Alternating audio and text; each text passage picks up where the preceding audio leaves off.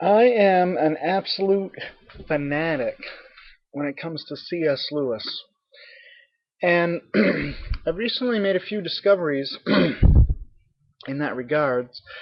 Um, the first thing that I discovered was um, I was listening to the um, audiobook of uh, George MacDonald or Gordon MacDonald. I forget if it's George or Gordon, but the book that he wrote, uh, Lilith, and MacDonald. Lewis is a big fan of MacDonald, and there is a passage in Lilith, a lot of passages actually, which talk about giants. And I was surprised when I heard this because in The Lion, the Witch, and the Wardrobe by C.S. Lewis, there's an allusion to giants. The narrator says that something like back in the non-Narnian world of England and whatnot, planet Earth, there is not a lot of giants left, but there's still a few. And I always wonder what that meant. I never knew who the giants were in in that illusion. So I think that one of them was MacDonald, the hero of Lewis, Gordon, or George MacDonald. And again, I can't remember which one off the top of my head. I'll have to look that up. Should have looked it up before I did the video, but I'm lazy, I guess, today. Um, Now, let me turn that off here. Um, the second thing that I discovered was um, related to the seventh Narnia novel. Lion, the Witch, and the Wardrobe was the first one published, and the last one, I believe published but also chronologically, was The Last Battle. And in The Last Battle, an ass, a donkey, if you prefer, uh, takes a lion carcass. There's a dead lion lying on the side of the road, and the ass takes the skin off of the carcass and puts it on and poses as Aslan. Well, Aslan in the Chronicles of Narnia is Jesus Christ. Jesus being incarnated in Narnia as a lion, like he was incarnated as a human being on Earth. So this is the Antichrist figure in the book The Last Battle. I was listening to the audiobook, and both of these audiobooks I got free from LibriVox, free and legal from LibriVox.org, L-I-B, L-I-B-R-I-V-O-X, I think. Um, but I was listening to the um, some books about Apollonius of Tyana. Now, Apollonius of Tyana is sometimes said to be a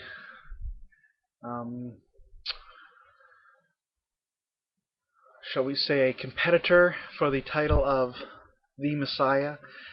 Um, you have Jesus, but you also have Apollonius. You know, who are you going to choose? They both did similar things, and so on and so forth. Performing miracles and being the Son of God and all these things. One of the books was, I think, Philostratus. But then after that, in kind of an appendix, they have a treatise of the church historian Eusebius. And Eusebius refers to Apollonius of Tyana as an ass wearing a lion skin, um, because he doesn't think that he really is the Messiah. Jesus is the Messiah, according to Eusebius, and I would agree with him on that point.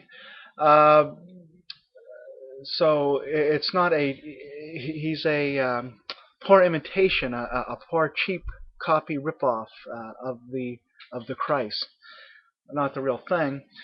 Apollonius Tyana. So that is apparently where Lewis got this idea for the last battle, the donkey putting on the skin of Aslan.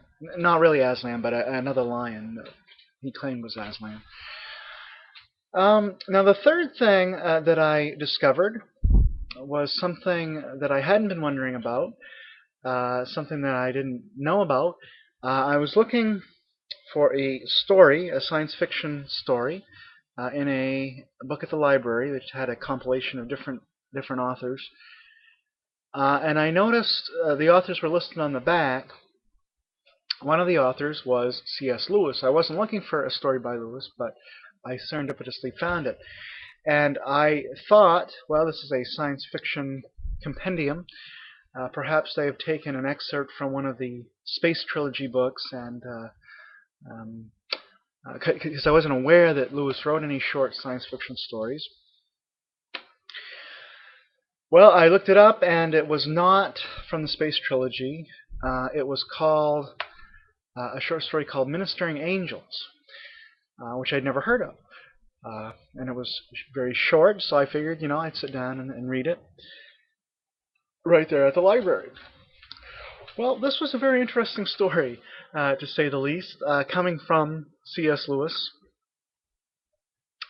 because the story is all about sex. We normally wouldn't think of Lewis writing a book about sex, or a story about sex.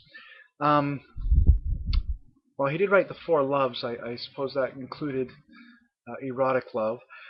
But at any rate, the story was surprising to have come from C.S. Lewis.